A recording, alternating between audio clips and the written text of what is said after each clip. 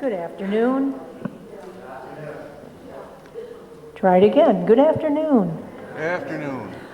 A little story.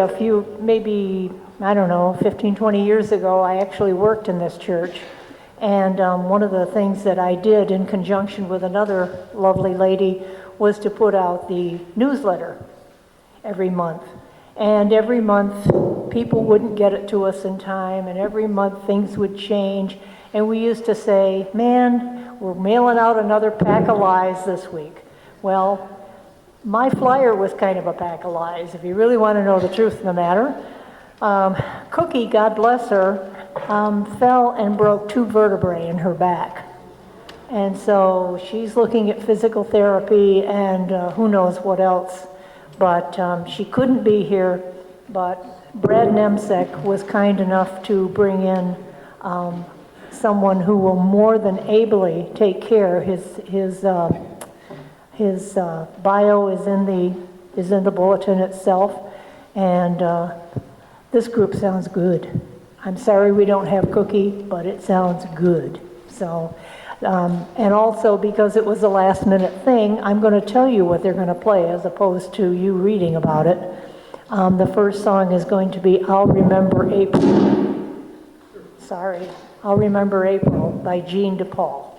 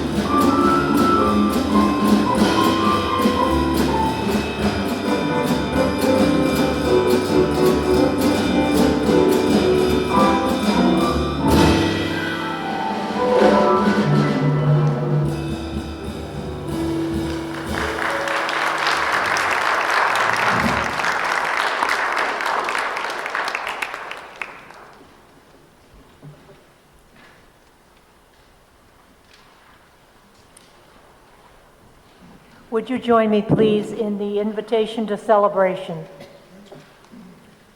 We believe in human nature.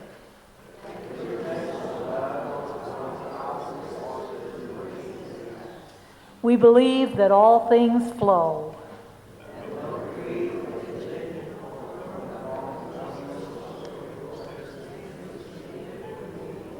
No code of morals is final and perfect. We believe in growth, that the long arc of history bends towards justice. We believe in integrity. It will never be put to shame. We believe in the satisfaction of work well done, in approving of those we love, in the healing grace of duty, in the ability of the human spirit to create goodness. We lift our hands and declare in the fact of all the follies and faults and fears that life is good. And our next tune is Blue Skies, written by Irving Berlin.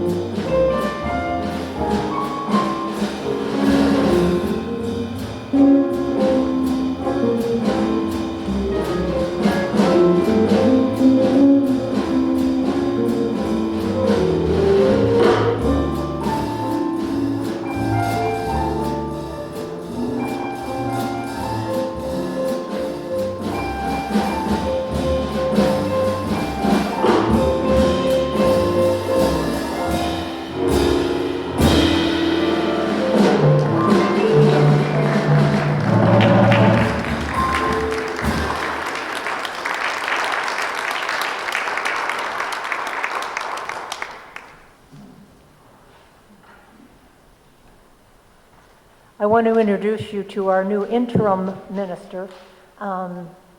Daniel Ling has been in this area for a long time, and he has already found 4 or 5 old friends here.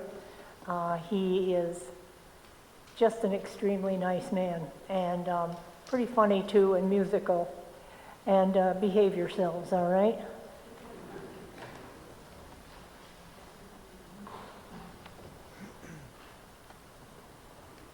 Thank you, Judy.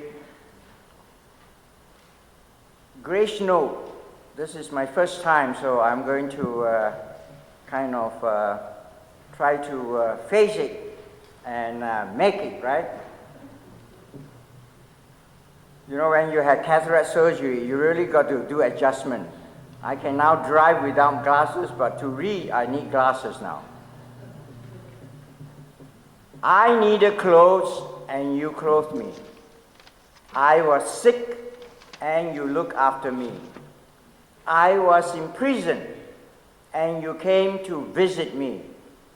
Then the righteous will answer him, Lord, when did we see you hungry and feed you, thirsty and give you something to drink? When did we see you a stranger and invite you in, or needing clothes and clothe you? When do we see you sick or in prison and go to visit you? The king will reply, truly I tell you, whatever you did for one of the least of these my brothers and sisters of mine, you did it for me. Matthew chapter 25, 36 to 40. And now we say the prayer together for becoming. Here we have gathered, nurtured by the highest and best in life, which some call God, bound together by our common humanity, led by the great spiritual teachers of the ages, seeking salvation through ethics and good character, with the final goal of bringing true peace and true justice here on earth in our own time.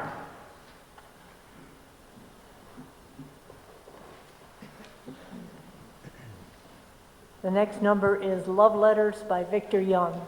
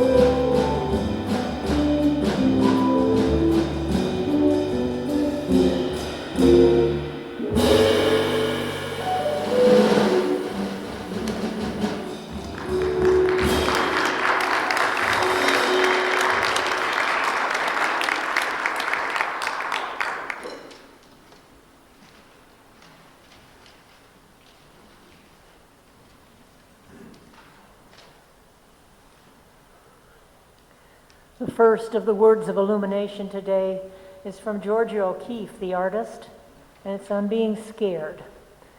I have been absolutely terrified every moment of my life, and I have never let it keep me from doing a single thing I wanted to do. And then we have the Tao, verse 4. The Tao is like a well, used but never used up. It is like the eternal void filled with infinite possibilities. It is hidden but always present. I don't know who gave birth to it. It is older than God. And then our standard Irish blessing for those of us who are and for those of us who aren't. It doesn't matter. May the road rise to meet you. May the wind always be at your back. May the sun shine warm upon your face and rains fall soft upon your fields. And until we meet again, may God hold you in the palm of his hand.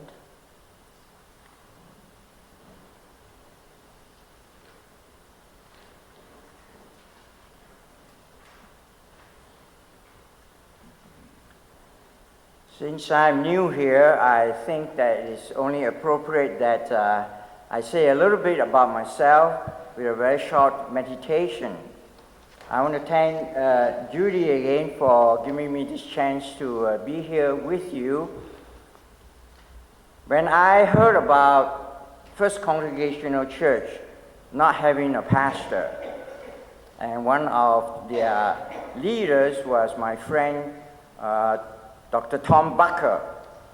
And he said to me, he said, we're looking for a pastor.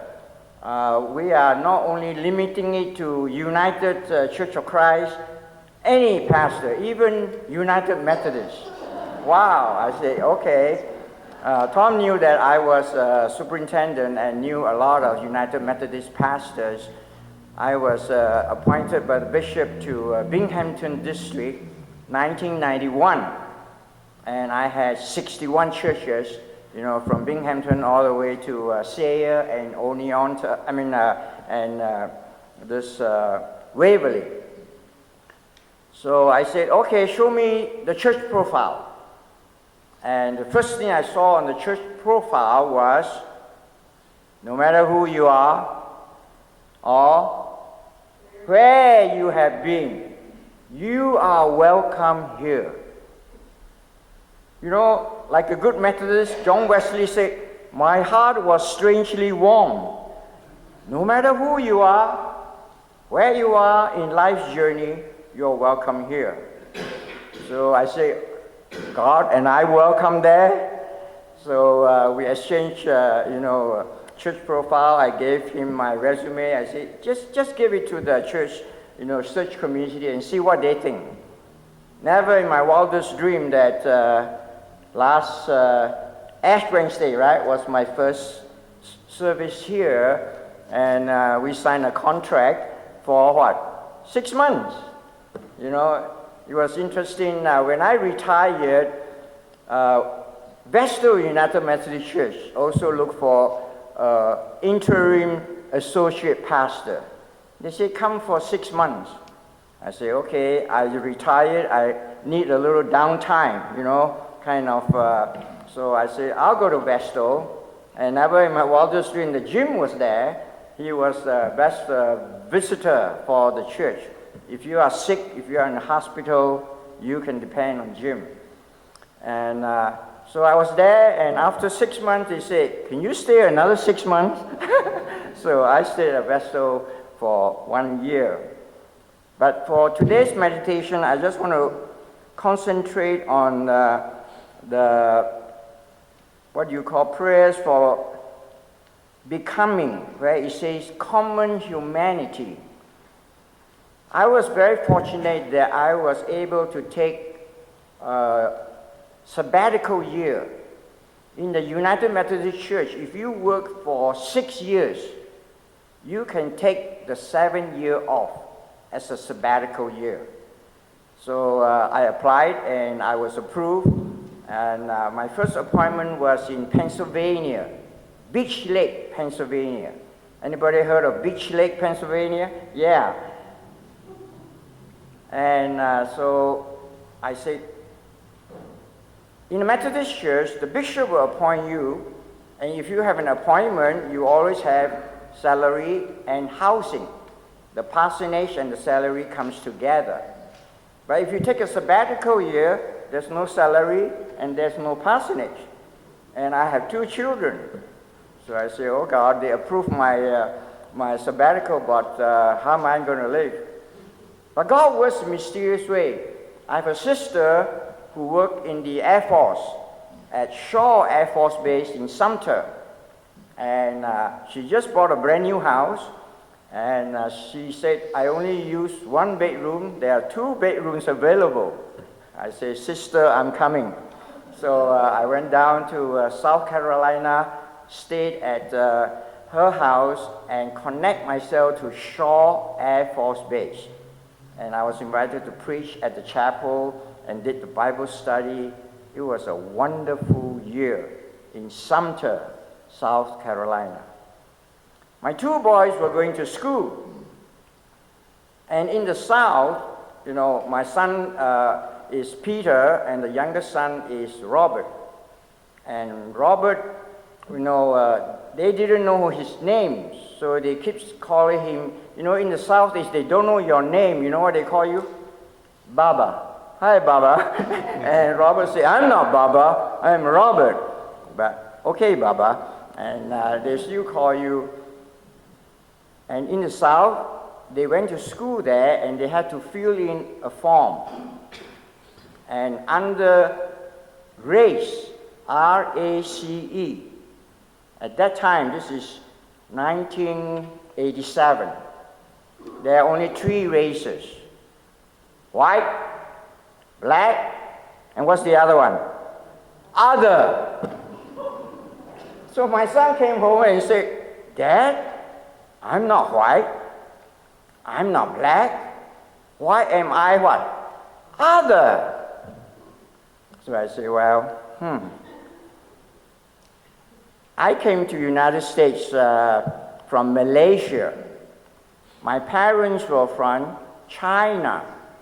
They migrated to Malaysia, and Malaysia was a British colony. So I studied under the British. You know, I learned how to speak British accent. And in the morning from 7:30 to 12:30, I'll go to an English school, just like they would do it in England. In the afternoon, 1 o'clock to 6 o'clock, I'll go to a Chinese school, just like they would do it in China. My parents wanted me to be bilingual. I did it for 6 years. After 6 years, time to go to the middle school, I told my dad, I say, I gave up Chinese, too hard. You know, English was a lot easier. And I'll tell you why, because any of you here speaks Chinese or know Chinese? Chinese has no alphabet, no ABC. So if you want to look up a Chinese word in the dictionary, how do you do it? Any idea? Chinese has what we call strokes. They use a brush, you know, it's just like a painter. If you write a word, you'll go 1 stroke, 2 stroke, 5 stroke, 6 stroke, 10 stroke, whatever it is. Like my name is Ling Fu Ping in Chinese. And food is the most common Chinese character in a Chinese restaurant. If you have been to a Chinese restaurant, you will see the letter food. Food means prosperity, wealth, and it is written in 14 strokes. Then you have to go to the dictionary under 14 strokes. And then there might be 40 words that is 14 strokes. And you have to know how it's written, and you have to know how to pronounce it, and you have to know the meaning. You can see why I gave up. So coming back to my son, white, black, other. I came to the United States in 1970. I went to Southern Methodist University in Dallas, Texas. And I was surprised. I learned the British English. Down there, they say, "How are y'all?" And I was like, "Whoa, what is that?" And that's the southern drawl, you know. "Y'all come back." And in the South, I learned, you know, that somehow people are very friendly. You know, they hug you, and even if they don't know you, you walk by, they'll wave to you and say hi, you know. And so after finishing my studies in Dallas, Texas, I moved up to the north. I thought I had some experience in the South, now I'll go to the north. So I went to Drew University in Madison, New Jersey. Any of you from Madison, New Jersey? And I forgot all about, you know, Texas, how you all and all that. I started hugging people and say hi, and they look at me like, "Do I know you?" Whoa, you know, have we been introduced? I was like, people in the north are different from people in the south, and it's a different culture. So coming back, people always ask me, you know, "Where are you from?" And you know what I tell them? "Well, I'm from Anwell." No. Where are you from?" I say, "Well, you know, oh, where are you originally from?" Have you ever been asked that question? Most people are not. But for me, they do. So you know what I say? Garden of Eden. That's where we are all from, right? Originally from. Where are you originally from? So for my son, I said to him, I say, "Son, you are not white, you're not black, you're not other. So under race, you just put what? Human. Human race. Because that is our common humanity." And it seems to me that a lot of time that we forget our common humanity. It doesn't matter who you are, where you are in life's journey, you are a human being. But unfortunately, what human beings do to human beings sometimes are very cruel, you know, and governments do that too. You have heard stories about the whole race being treated very. And what is race? I mean, were you chosen to be born in a certain race? Did you make that choice? Yesterday, you know what was my name? Danny Ling. I'm Irish, you know.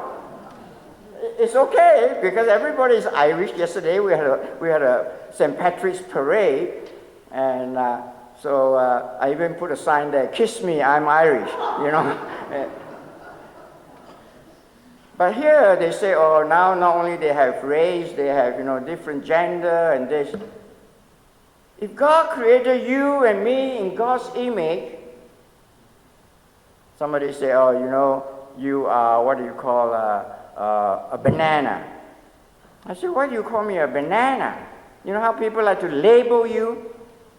You say you are yellow on the outside. First of all, they don't have a color for, you know, when I went to Texas, I said, I'm not black, I'm not white. You say, "Well, you are yellow." I said, "Why am I yellow?" You say, "Here in America, you don't have a choice. They assign you a color." Hello. People assign you a color. I didn't know that. So if you are yellow or if you are a banana, that means you are yellow on the outside but white inside. Like you speak English well. And people still ask me, "Where did you learn how to speak English?" Well, under the Queen, the British was there. We grew under the British. So it's very interesting. Common humanity is to say that if we are all created in God's image, then I think God will help us treat each other in a kind way. Because in some way, if you ask people, why are they related? Why are two people related? I come from a home of 12 children.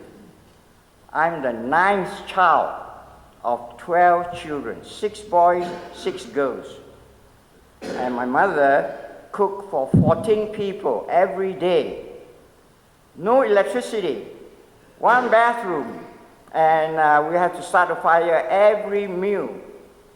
It's amazing I'm standing here because if I were to be born today, what are my chances of being born the 9th child? None. None. So I thank God every day because life is what? Good. Yes. To be born the 9th child. I often say to my father, I say, how come you never take us out to eat in a restaurant? Can you imagine? The waitress said, how many? 14? Do you have reservation? No, we never ate outside. We always had home-cooked meal, which is wonderful, and it's a gift to me.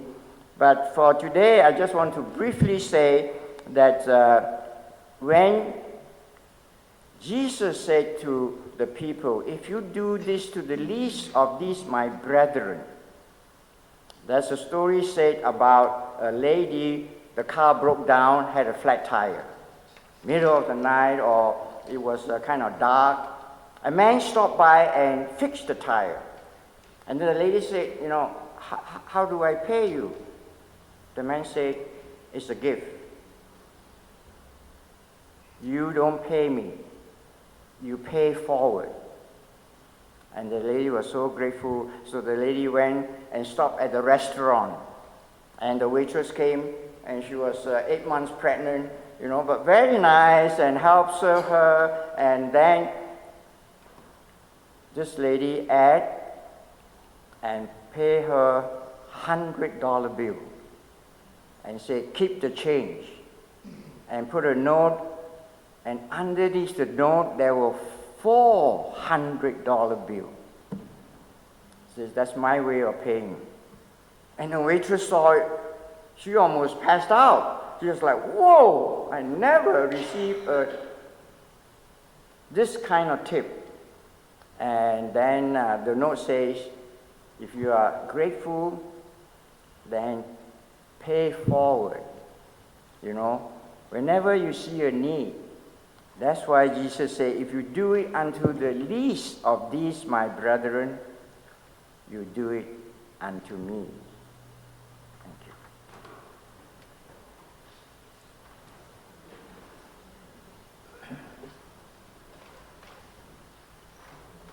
you. The next tune is Gentle Rain by Louise Bonfa.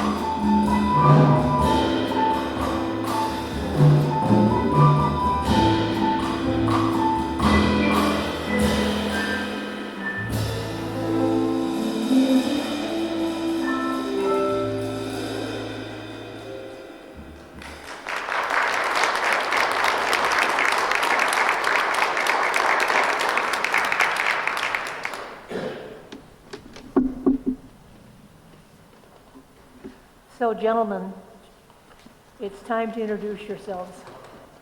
If you'd like, I could get you a mic, or if you just want to raise your voice a little bit and tell the folks a little bit about yourselves, we would appreciate it. My name is Nemcek. I've played here many times with a variety of different bands, and it's always a pleasure.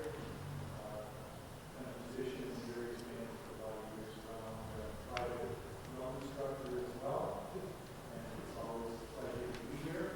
And I'm so pleased to have these fine musicians with me here today.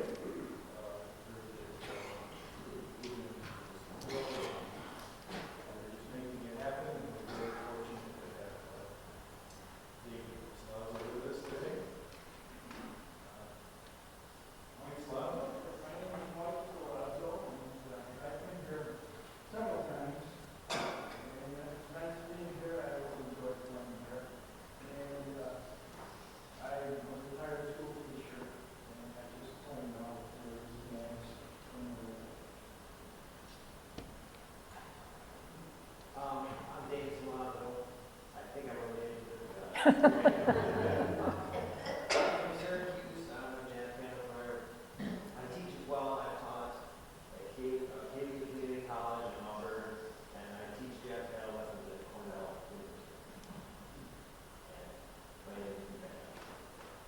I think these guys are. Actually, this is our first time playing with this. I'm Hugh Douglas. I'm a guitar player I'm from the Elmira area, and I too teach at a private music school. The rest of the time I'm doing this, playing with some great musicians. I think this is my second time here, and it's always nice to play because you have great acoustic. Thank you very much.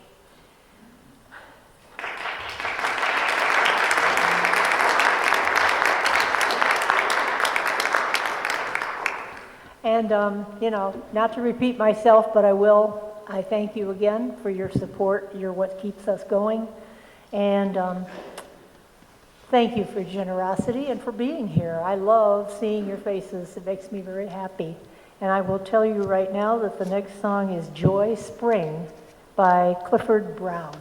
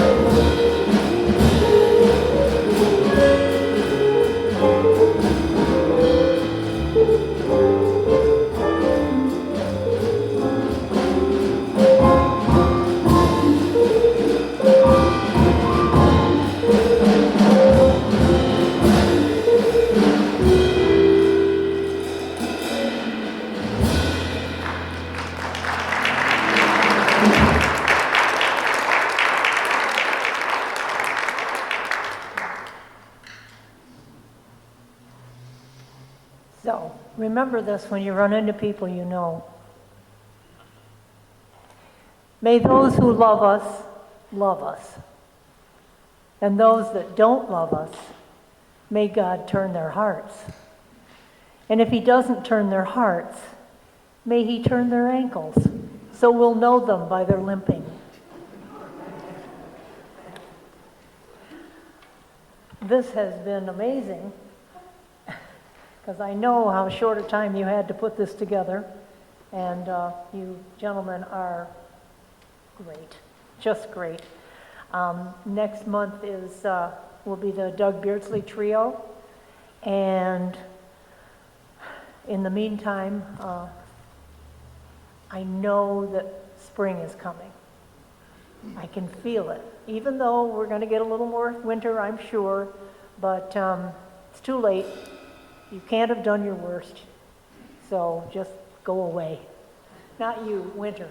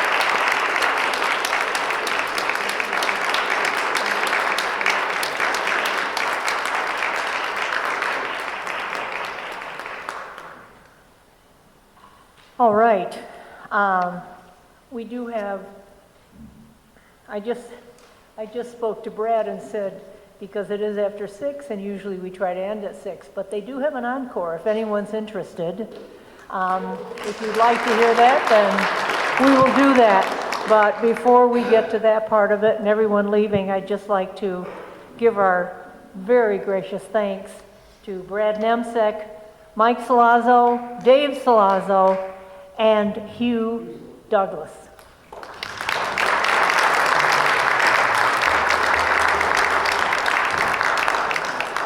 And I am told this is Tyrone by Erica Badu.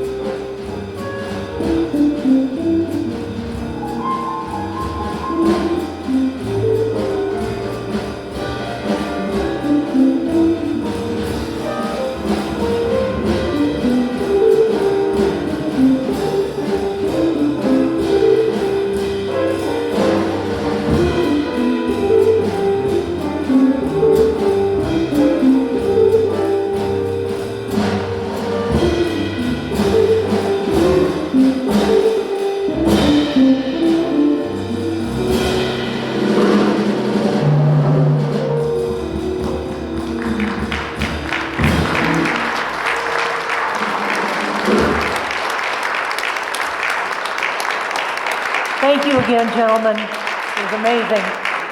And please don't forget that next month, because Easter falls on the second Sunday, that we're going to be on the third Sunday. So if you come and find an empty church, I'm sorry.